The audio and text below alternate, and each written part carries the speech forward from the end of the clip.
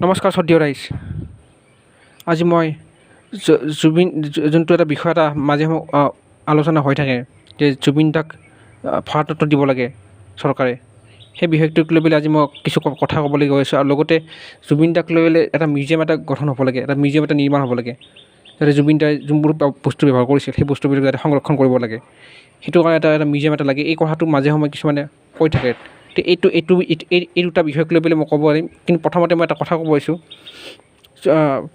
আপোনালোকে চবেই জানে যে সোণাপুৰৰ ফালে সেই এটা শিল এটা আছে, য'ত মানে আজি কমেও 2014 চন নে 2013 চনত জুবিন দাই মানে তাতে মানে গৈছিল আৰু ফটো তুলিছিল। তাতে যাই পেলাই কোনোবা অনুষ্ঠান কৰি পেলাই আহিছিল আৰু তাতে সেই শিলটোত মানে তেওঁ কাষত মানে জিৰণি লৈ পেলাই মানে ফটো তুলিছিল। এই কথাটো আপোনালোকে সকলো জানে। আৰু এইটো জুবিন ক্ষেত্ৰৰ ফালে যাই থাকিলে, সোণাপুৰৰ সেই জুবিন ক্ষেত্ৰৰ ফালে যাই থাকিলে মাছ পোৱা যায় এই পাথৰটো।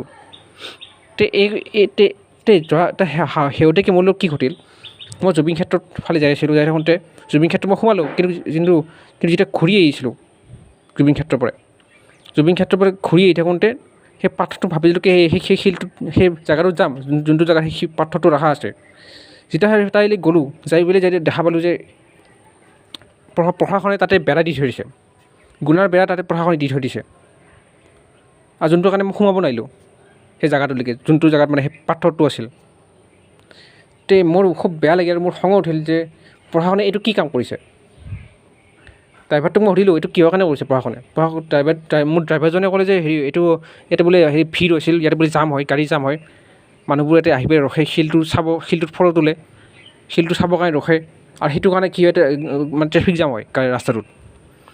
মোৰ এইটো খং উঠিল, আৰু ট্ৰেফিক জাম হৈছে তাৰ হয়তো নেকি যি বেৰা দিব লাগে।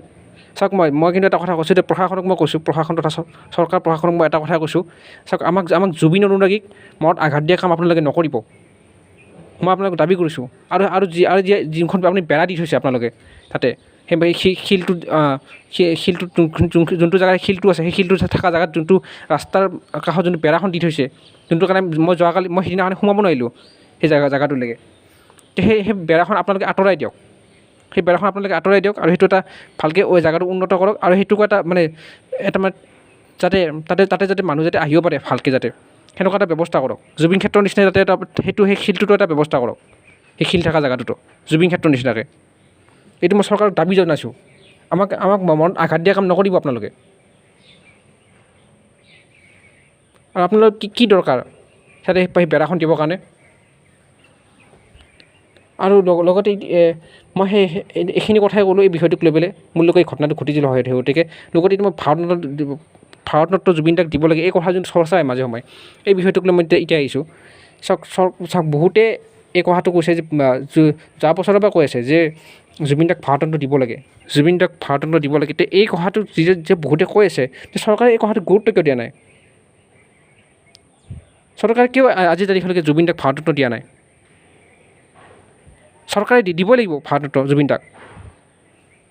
আৰু অকল ভাৰতৰত্ন প্ৰদান কৰাৰ কথাই নহয়, লগতে মানে এটা জুবিন দাক লৈ এটা মিউজিয়াম এটা গঠন হ'ব লাগে, এটা মিউজিয়াম নিৰ্মাণ হ'ব লাগে জুবিন দাক লৈ পেলাই। যিদৰে কলাক্ষেত্ৰত ভূপেন হাজৰিকাৰ সামগ্ৰী কিছুমান, আৰু ভূপেন হাজৰিকাৰ পোৱা কিছুমান বঁটা এটা লৈ পেলাই এটা মিউজিয়াম এটা গঠন আছে ইয়াতে কলাক্ষেত্ৰত। আপোনালোকে সকলোৱে জানে ভূপেন হাজৰিকাৰ এটা মিউজিয়াম এটা আছে কলাক্ষেত্ৰৰ চৌহদৰ ভিতৰত। ঠিক সেইদৰে জুবিন দাই যোনবোৰ সামগ্ৰী ব্যৱহাৰ কৰিছিল তেখেতৰ জীৱিত কালত, সেইবোৰ সামগ্ৰী সংৰক্ষণ কৰিবৰ কাৰণে এটা মিউজিয়াম এটা লাগে, এটা সংগ্ৰহালয় এটা লাগে।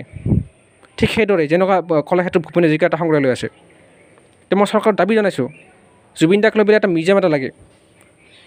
যোনটো দাবী যোৱা বছৰো কৰিছিল কেইজনমান ইউটিউবাৰে মই দেখিছিলোঁ যে এই দাবীটো কৰিছিলে যে জুবিন দাৰ কাৰণে এটা মিউজিয়াম এটা গঠন হ'ব লাগে বুলি কৈছিলে যোৱা বছৰ ছেপ্টেম্বৰ মাহত। তথাপি আজি তাৰিখলৈ কিয় গুৰুত্ব দিয়া নাই চৰকাৰে এইটো কথাত? মই দাবী জনাইছোঁ চৰকাৰক, চৰকাৰে গুৰুত্ব দিবই লাগিব এইটো কথাত। জুবিন দাক লৈ এটা মিউজিয়াম লাগিবই আমাক, আৰু লগতে জুবিন দাক ভাৰতৰত্ন প্ৰদান কৰিব লাগিব।